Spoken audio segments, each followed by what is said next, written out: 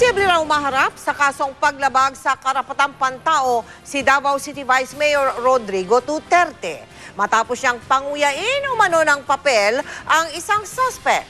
Depensa naman ng vice alkalde, chewing gum daw ang ipinanguya niya sa suspect at hindi papel.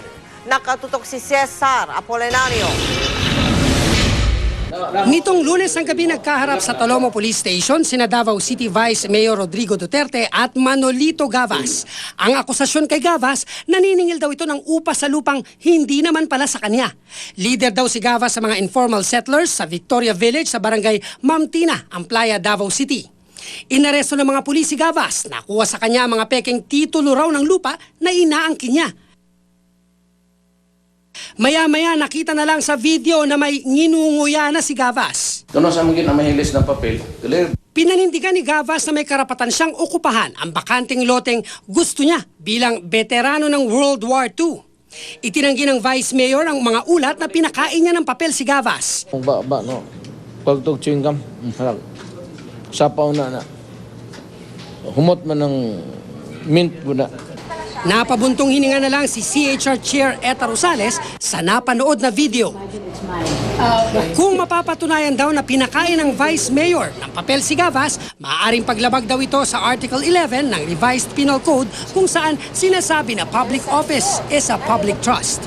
And therefore, ang pananagutan mo nasa taong bayan, huwag kang mag-aabuso ng iyong kapangyarihan.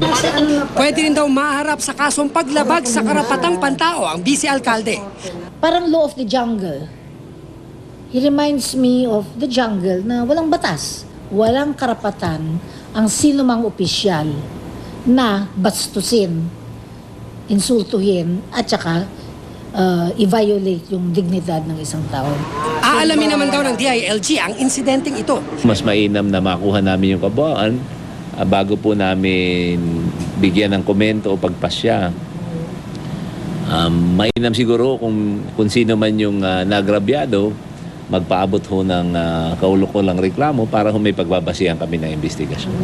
Si Gavas wala pa raw desisyon kung magrereklamo laban sa Vice Mayor. Hindi rin ito nagkwento kung pinakain nga siya ng papel o chewing gum. Ang sabi lang nito na makausap ng GMA News sa Davao, sana lang daw huwag maimpatyo sa kinain niya. Cesar Apolinario, nakatutok, 24 oras.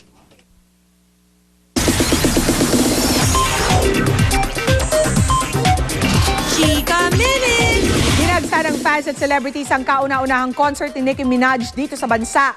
Bago pa nga umalis ang sikat na super bass rapper, may iniwan siyang message para sa kanyang Pinoy fans o Barbs. Makichika kay Kata Tibayan. Sa kanyang first ever concert sa bansa, mainit na tinanggap ang international hip-hop singer, songwriter at rapper na si Nicki Minaj ng kanyang Pinoy fans o ang mga Pinoy Barbs kung tawagin. Tanging Pilipinas lang sa Southeast Asia nang tanghal si Nicki para sa kanyang Pink Friday World Tour. Kaya ang concert venue, dinagsa ng mga Pinoy Barbs. Unang sigaw ni Nicki.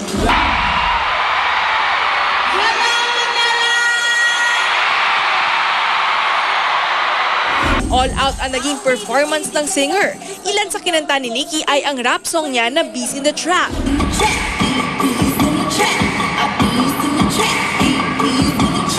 At ang Stupid Ho.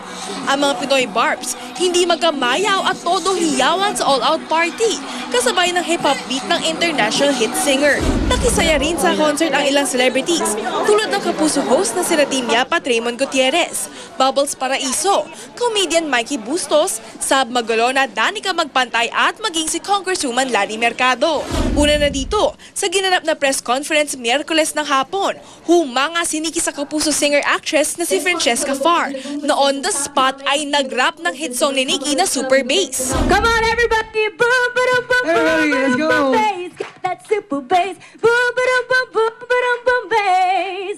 Thank you so much! Oh my God, that was amazing! Si Nicki humanga sa kagandahan ng Manila Bay nang una niya itong masilayan sa kanyang hotel room. I like the scenery. Where the boats are in the back, it's beautiful. Manila Bay. Oh, okay. Yeah, it's beautiful. It reminds me of Miami. Bago umalis ng bansa patungong Chicago para sa next concert niya, may iniwang mensahe si Nicki sa mga Pinoy Barbs. I love girls that are ambitious and you know, I hate lazy people, and so that's really I always give that advice to my girls, my barbs, like, focus on your future. Katatibayan updated sa showbiz happenings. At yan po, may init kong chika this Thursday night. Tutok ulit bukas for the hottest in showbiz dito lang sa Chika Minute. Ako po si Pia Guanyo.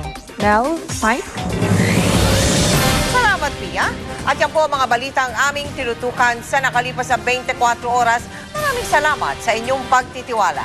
Mula sa tahanan ng katotohanan, ako po si Mel Tiang. Ako po si Mike Enriquez. Ito ang GMA. Walang kinikilingan, walang pinoprotektahan. Walang kasinungalingan, serbisyong totoo lamang. At dahil hindi natutulog ang balita, Nakatutok kami 24 oras.